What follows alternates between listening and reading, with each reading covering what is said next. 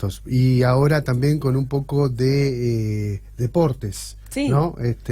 Está aquí Andrés López, director de la carrera de Periodismo Deportivo de la Universidad Nacional de La Plata.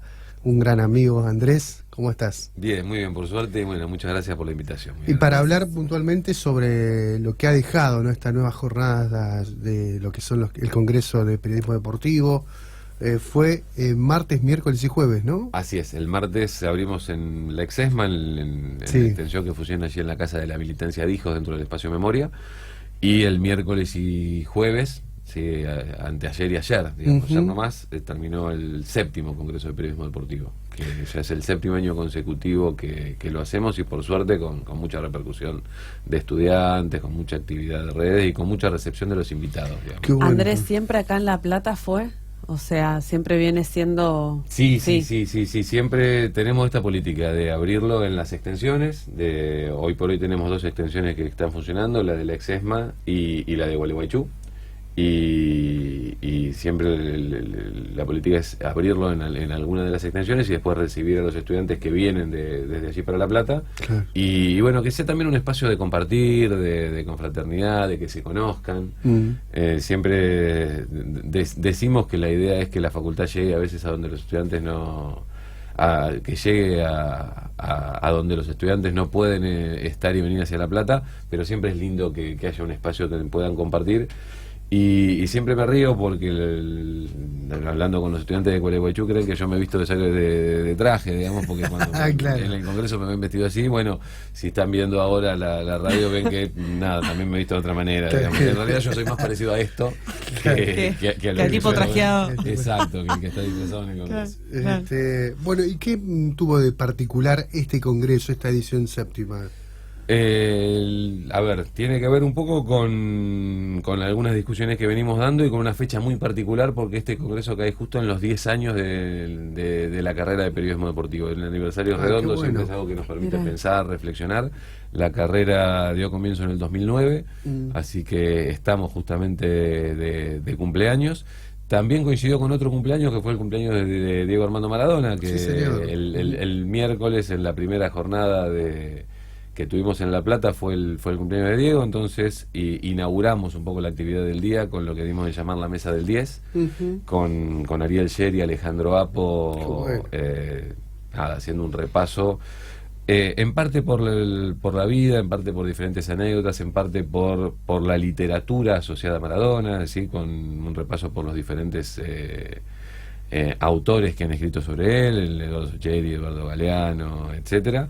Y bueno, con la voz inconfundible de Apo cerrando Bueno. el espacio leyendo un cuento de Ariel Sher, que es todo mientras Diego, y además con una muestra que recorre la historia de Maradona, hecha por los propios estudiantes, bueno. desde sus inicios en los cebollitas, antes de saltar a la popularidad, hasta ahora como entrenador de gimnasia, pasando por lo más conocido, la etapa de Argentinos Juniors, de Boca, por supuesto la de la selección, la del Napoli, la del Barcelona, pero también por otras no tan conocidas, como son sus pasos como entrenador después del Mundial de Sudáfrica 2010, digamos.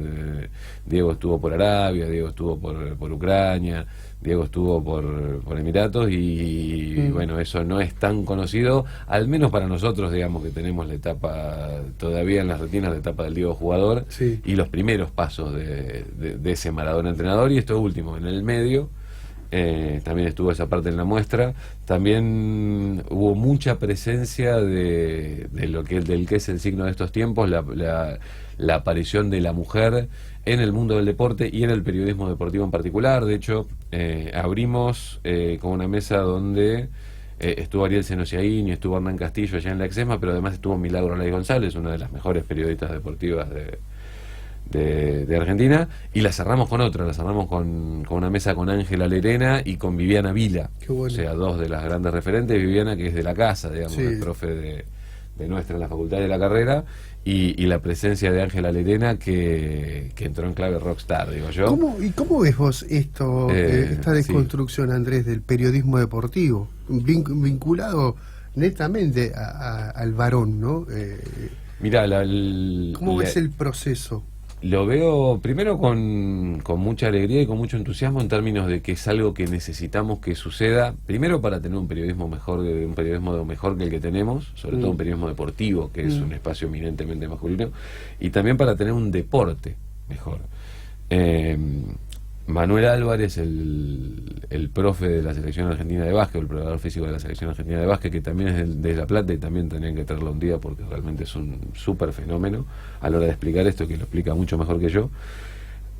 Nos contaba ayer en el Congreso que apenas el 4% de los jóvenes son deportistas federados. O sea, fíjate todo el trabajo que hay para hacer en relación al deporte, que incluiría la capacitación de recursos humanos, que influiría fuertemente en la salud, que influiría fuertemente en las políticas de contención, de sociabilidad, de ayuda comunitaria, de cultura. Tendríamos una sociedad mucho mejor si pudiéramos hacer crecer ese porcentaje. Y dentro de ese porcentaje, eso baja sensiblemente cuando hablamos de las mujeres, ni hablar de otro tipo de identidades. Entonces lo que necesitamos es, bueno, justamente dar espacio. Y para dar espacio en el mundo del deporte y para dar espacio en el mundo de la comunicación, bueno, necesitamos que esto sea parte también de este tipo de eventos. El miércoles una de las actividades tuvo que ver con darle lugar a lo que llamamos la historia del fútbol femenino, pero que también es mucho más que eso, una mesa donde fueron parte Ayelén Pujol, la autora del libro Qué jugadora, que de alguna manera rescata, que es un libro de este año, según sin duda uno de los mejores libros del año, que rescata la historia del fútbol femenino en Argentina. Ayelén pone en su libro en 1923 el primer partido que se jugó, el primer partido protagonizado por mujeres en Argentina, y mismo en el Congreso nos decía que ella desde la aparición del libro hasta ahora ya encontró partidos anteriores, o sea, ya el libro ya ha quedado desactualizado. No es que quedó desactualizado, es una historia que está constantemente en movimiento, digamos. Las mujeres estuvieron durante un siglo afuera de la narrativa. ¿Sí? Nosotros en estos 10 años de carrera, en la mayor parte de estos años hablábamos del fútbol masculino y del boxeo masculino, totalmente, y del automovilismo, sí. El tenis no tanto, porque han tenido, bueno, Gabriela Sabatini y otras referentes, pero la mayor parte de los deportes, cuando hablamos de vóley o hablamos de básquet, que sabemos que se juega el básquet femenino y sabemos que juegan las mujeres, pero la primera imagen siempre es la de los varones practicando. Tal cual. Y bueno, tenemos que deconstruirnos, tenemos que construirlo de otra manera. Estuvo también Mónica Santino, que fue parte digamos, que fue una de las coautoras del libro Pelota de Papel 3 y una de las coautoras del libro A Desalambrar junto con Néstor Vicente, y que hace un trabajo espectacular con su escuela de fútbol femenino en la Villa 31, trabajando en, bueno, trabajando justamente en la inclusión de las pibas en el barrio a través del deporte en general y del fútbol en particular. Estuvieron dos de las pioneras, dos de las jugadoras de la selección nacional que jugó el Mundial de Fútbol en México 71, que es un mundial que ha quedado olvidado y visibilizado en la historia, y que por suerte pudimos tenerla, pudimos hacer un reconocimiento y pudimos hacer sobre todo que los estudiantes conozcan parte de esa historia. Y estuvo Lorena Verdula, que es de la región, que es de Berisso, y que fue una de las primeras mujeres recibidas oficialmente como directora técnica, y que fue la primera mujer en trabajar en Estudiantes de La Plata como entrenadora. Mira.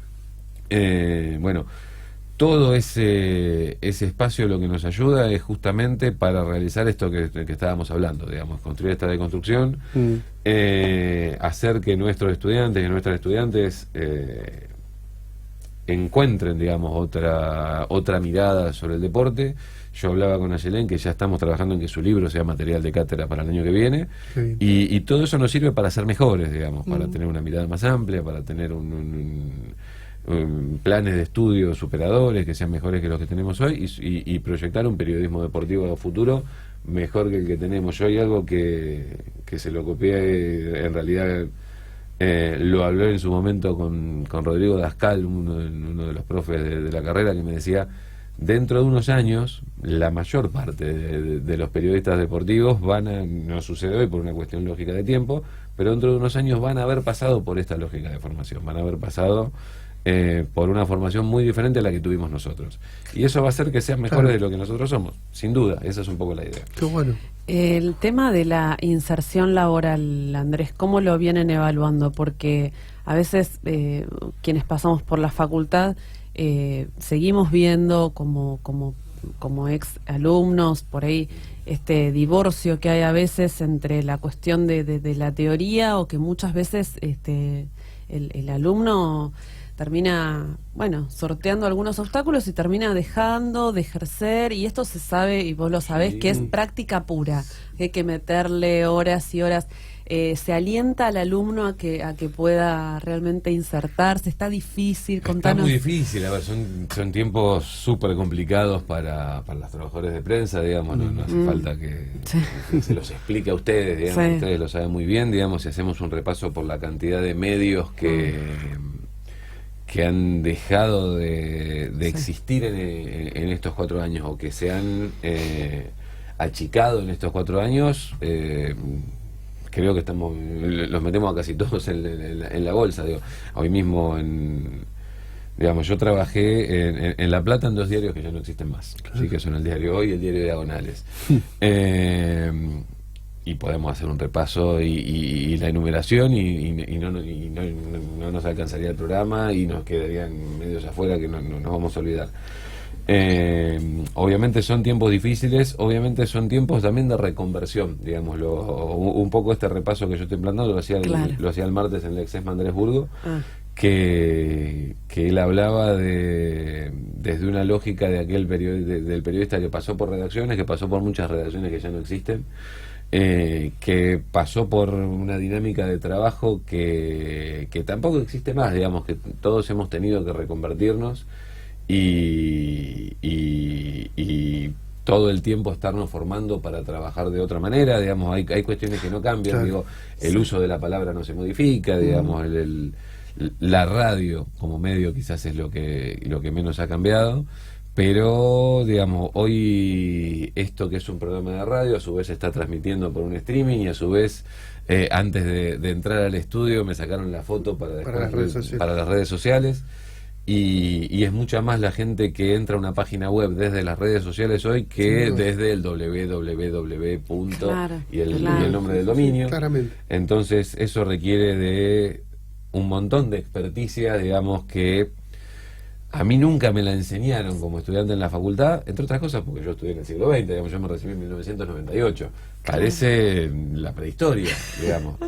No pasó tanto tiempo, pero en esos 20 años, desde ahí hasta acá, cambiaron más las comunicaciones que toda la historia anterior de la humanidad. Claro. Entonces, también hay un favor flaco que le podemos hacer a nuestros estudiantes, de pensar solo saberes técnicos de práctica, porque muchas veces esa lógica de práctica a los 3, 4 años ya queda obsoleta. Entonces, claro. Lo que necesitamos que incorporen en principio son hábitos, que es de alguna manera algo parecido a un deportista. Ajá. El deportista necesita, para prolongar su carrera y para mejorarla, esto también se lo robé a Manuel Álvarez, hábitos de lo que él llama el hábito de alto rendimiento. Ajá. Hábitos de alimentación, hábitos de ejercitación continua, hábitos de descanso. Digo, hay que dormir una determinada cantidad de horas, hay que comer de una determinada manera, hay que entrenar con la rigurosidad que eso tiene, y a la hora de trabajar también en la comunicación uno necesita esa misma sistematicidad, digamos, que es de entrenar la voz, de formarse, de estar atento a la tecnología, de estar atento a la evolución de los medios, y de pensar que los saberes que uno puede adquirir hoy sirven para hoy, y que hacia adelante van a ser otros. Digamos, flaco favor también a veces le hacemos a nuestros estudiantes si solo el horizonte es trabajar en los medios de comunicación. Obviamente queremos que estén en condiciones de trabajar en medios, queremos que se formen, queremos que se capaciten para eso, pero cada vez menos los medios apuntan a la especialización. Digamos, uno debe obviamente tener saberes, pero cada vez más aquel que habla en radio a su vez debe tener un manejo de redes sociales, y debe saber trabajar con videos, y debe saber subir videos, y debe poner en línea un streaming, y debe tener herramientas para trabajar en la comunicación digital, y debe tener una llegada al territorio, y debe tener una empatía con el público y con los protagonistas. Son muchísimas. La comunicación es realmente gigante.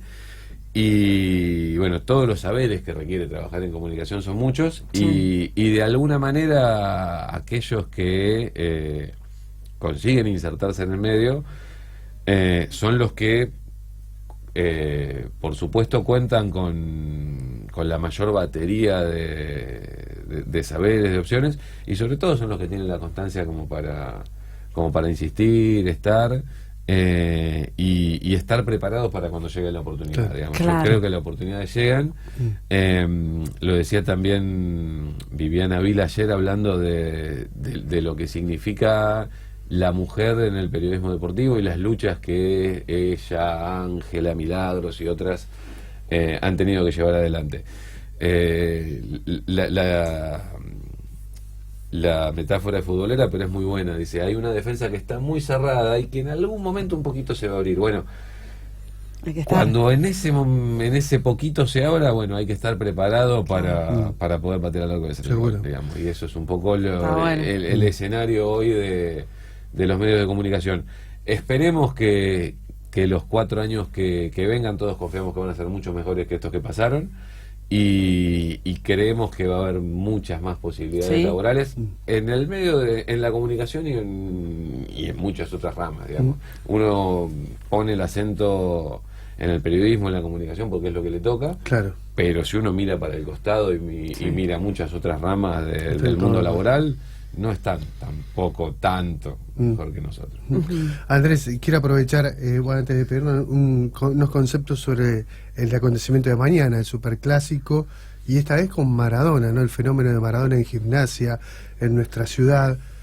Entiendo que tenés una opinión que no es la convencional, ¿no? Sino, la que todos consumimos, sino que hay una cuestión un poco más analítica ahí, y queremos consultarte por esto. Sí, a ver, hay una opinión analítica y también hay una opinión del apasionado, digamos. Yo también soy futbolero, vos lo sabés, y la chance de tener a Maradona en la ciudad, y la chance del primer clásico, y que el primer clásico sea en el Bosque, con todo lo que eso implica, con todo lo que tiene de simbólico para el hincha de Gimnasia, y con todo lo que significa Maradona en el fútbol argentino y en el fútbol mundial.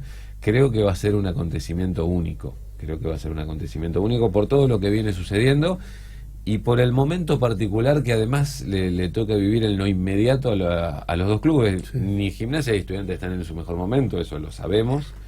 Pero los dos vienen de ganar, y vienen de ganar muy bien en la última fecha. O sea, los dos llegan con la motivación, Estudiantes de haberle ganado 3-0 a Central, Gimnasia de haberle hecho 4 goles a Newell's en Rosario, nada menos. Y con el condimento extra de que, bueno, Gimnasia está con una situación muy comprometida con el descenso. Estudiantes tampoco está holgado, o sea, hay algo de disfrute, hay algo de presiones, hay algo de 2 equipos en formación, hay algo de 2 entrenadores que no las están teniendo todas consigo. Y hay algo de 2 planteles que necesitan darle una alegría a los suyos. El clásico siempre suele ser una extraordinaria plataforma para levantar. Bueno, los dos tienen la chance de efectivamente concretarlo. No me imagino un partido brillante desde lo estético, desde lo técnico. No creo que sea el partido que más podamos disfrutar desde el buen juego, pero en general los clásicos tampoco son eso. ¿Sí? Eso iba a decir, trabados, ¿no? 0-0. Los clásicos, sí, pero los clásicos tienen mucho más que ver con el fervor, tienen mucho más que ver con el empuje, tienen mucho más que ver con estarse jugando al ritmo de la gente. Lamentablemente no vamos a tener las 2 parcialidades, pero lamentablemente también nos acostumbramos a eso, a que eso no hace muchísimo que no sucede.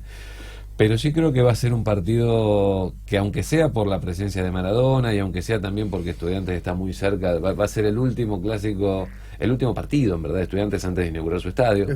Con lo cual también hay un condimento muy especial ahí, muy particular. el estadio de... el último partido de Gimnasia lo fui a ver con un colega uruguayo que vino especialmente para cubrir el partido y para ver a Maradona de cerca. Y se sorprendía de algo que para nosotros es evidente, que cerca que está la cancha de Gimnasia de los Estudiantes. Claro. Eso le sigue pareciendo muy extraño, digamos, que las canchas estén en el lugar que estén, en el bosque, pero sobre todo tan cerca una de la otra. Bueno, es un folclore que la ciudad está a punto de recuperar, porque Gimnasia sigue teniendo su estadio ahí, y hace mucho que volvió a jugar al bosque después del paso por el Estadio Ciudad de la Plata, pero Estudiantes está nada, a una semana de hacerlo, con todo lo que eso implica y con todo lo que va a significar el Estadio del Pincha. Así que creo que va a ser un partido muy particular, con todo lo que significa Maradona y con toda la repercusión que nosotros no nos damos cuenta. Lo grababa con Facundo Santellán de Prensa de Gimnasia, todo lo que significó la presencia de Maradona, con todos los pedidos de medios internacionales que vienen a cubrir en lo cotidiano, con toda la repercusión que tiene. Cada tanto recibe videos que le mandan del resto del mundo en idiomas que él no puede descifrar. Claro, se abre un video hablado en árabe y donde uno puede escuchar las palabras Maradona, Gimnasia, el bosque y nada más. Claro. Pero que realmente seguramente este partido va a tener una repercusión mucho más grande que otras, y la clave es Diego. Así que nada, nos toca disfrutarlo y lo bien que está si lo podemos hacer. Eso es disfrutarlo más que nada, ¿no? Los que no somos hinchas de uno ni otro, entiendo que además lo disfrutamos más relajadamente. Obviamente que el que es hincha de Gimnasia, el que es hincha de Estudiantes, lo vive con una tensión que nosotros, por suerte o por desgracia, en este caso no vamos a tener. Bueno, gracias Andrés. Gracias, Andrés. Gracias a el tiempo es tirano en radio, vos lo sabés. Obviamente lo tengo claro, pero bueno, les agradezco mucho la invitación y el tiempo para poder hablar. Gracias. Bueno, cuando quieras, cuando ustedes quieran. Y no el próximo congreso, por ahí antes, un placer escucharte. Nos